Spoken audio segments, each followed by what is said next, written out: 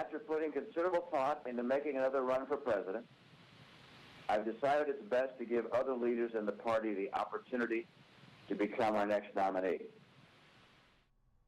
All right, ladies and gentlemen, that was the short but sweet version of the announcement by Mitt Romney that we've talked about, saying he will not be running for president this time around. Joining us now is our friend Congressman Peter King, Republican, New York, member of the House Homeland Security Committee and chair of the House Subcommittee on Counterterrorism and Intelligence. Congressman, welcome back. Lots to get to, but I did want to start with the breaking news of the day, your reaction to Mitt's announcement. Yeah, thank you, Steve. Actually, I was a little surprised, only because I've spoken to several people who had been in the room, I guess it was 2 or 3 weeks ago in New York, when he said that he was thinking of running, and they came away convinced he was going to run. They just felt from his whole tone, his body language, the emphasis that he was putting, that he was going to run. So I didn't think he was going to run in the first place, but after what he told these people a few weeks ago, I thought he probably was, because all this excitement, or at least interest, have been generated. But what it does, I would say it makes it easier for Jeb Bush, because they would be appealing to basically the same constituency, maybe Chris Christie. But then I think it would have been tough in the long run. I think Mitt Romney would have raised a lot of money. He would have gotten significant support for a while.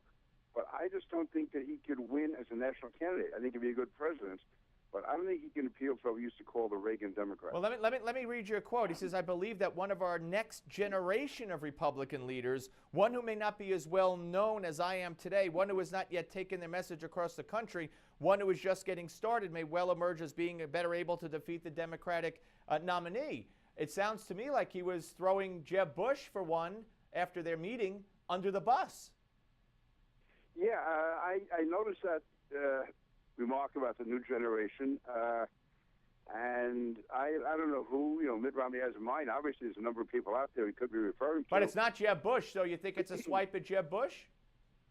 Yeah, I was surprised, because I thought he and Jeb Bush had a pretty good relationship. So, yeah, you're right. I mean, it does come across, you first look at it as being a shot at Jeb Bush, basically saying we need somebody much younger. That's what they're saying, or somebody that we haven't heard of before. And obviously, we all have heard of the Bush family for many years, and I'm a good friend and supporter of the Bushes. So somebody new. We're not talking about Jeb Bush. So right. Yeah, I don't know what prompted that from Mitt Romney, if he has somebody specific in mind, or he just wants to block others from getting it. Yeah, interesting. All right, let's move on. Let's move on to this. Josh Earnest was back yesterday, a day after his assistant deputy press secretary told the world that the Taliban are not terrorists, and he doubled down yesterday. Let's give a listen to that. So if I'm hearing you correctly, you're saying that the Taliban engages in, quote, tactics akin to terrorism, but you don't actually consider them a terrorist group. They have a different classification. They have a classification that does allow us to pursue financial sanctions against them that have succeeded in limiting their capability, that have been effective. And that is different than an organization like Al-Qaeda that has a much broader global aspiration to carry out acts of violence and acts of terror against Americans and American. All right, I don't even know what to say. So you want to take it a step further. So a quote-unquote lone wolf, or two guys who shoot up, God forbid, a shopping mall or kill a cop here in the name of Allah, are they not terrorists because they don't have global aspirations? I mean, this is nuts. Yeah, this makes absolutely no sense, and he sounds more and more incoherent and even embarrassing as he goes through this. Listen, Taliban are terrorists. And listen, if this really was a winding down of the war, of the struggle against Taliban and against Al-Qaeda and the other Islamist terrorist groups, then perhaps you could see why we would be negotiating if it was winding down. The fact is that these wars are intense as ever. Al-Qaeda and the Taliban and all of them are still, they've not changed one bit.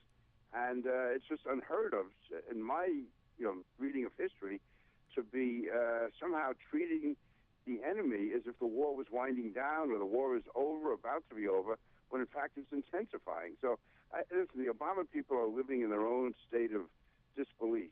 Just going back to last week with the State of the Union, where the president was a half hour into a speech before he even mentioned anything about terrorism, and then to say that we're succeeding. And this is the same week or two that we had Paris, we had Belgium, we had Germany, we had ISIS. You can go on and on.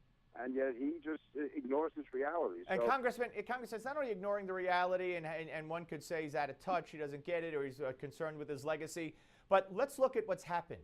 Now we find out we have these tapes that the Washington Times got a hold of, how the Pentagon was scared to death that Hillary Clinton was making stuff up and dragging us into a war in Libya on the sides of terrorists to overthrow Gaddafi. You have what happened in Libya. You have now there's reports that the Muslim Brotherhood met at the White House on how to overthrow the Egyptian government that's in power now. And after they left the White House, the Muslim Brotherhood said this is a lifelong jihad against this government. You have the way Israel's being treated. And you have the release of terrorists from Guantanamo Bay in the wake of those terrorist attacks you just mentioned. Now we know in the Bergdahl trade, one of those guys is back to terrorism. The question kind of has to be asked at some point, whose side is Obama on? yeah, to me, there's a combination of things here, and it's really a very dangerous combination. One, I think you do have this state of disbelief. He doesn't want to believe what's going on.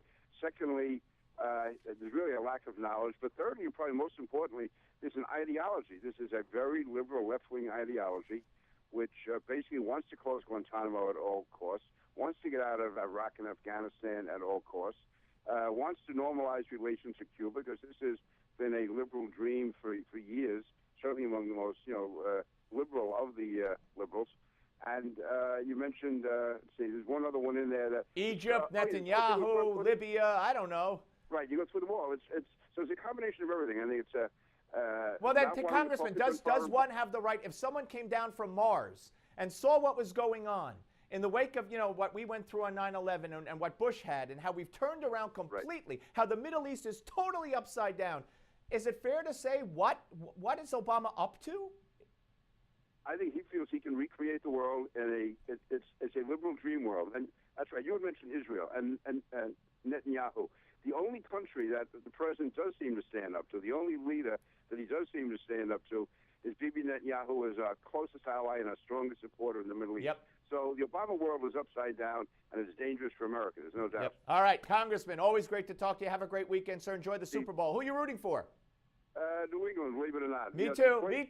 I'm rooting for them. I can't handle Lynch. Me neither. I'm right on. I knew that's why I love you, Congressman. All right, we think alike on football. Thank you. We'll be back, folks, with the more of the Steve Malzberg Show. I think that's what it's called on Newsmax TV. Don't go away.